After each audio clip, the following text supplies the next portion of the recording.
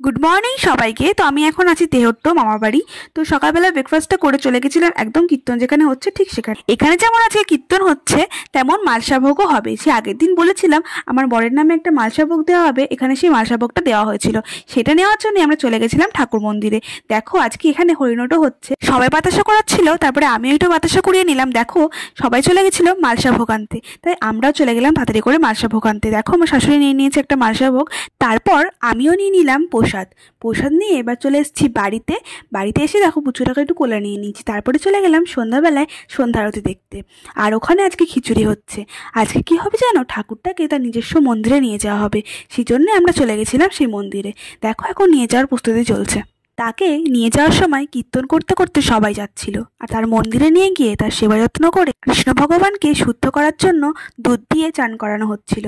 তারপরেই আমরা চলে গেলাম খিচুড়ি খেতে। আজকের মতো এখানেই, টাটা।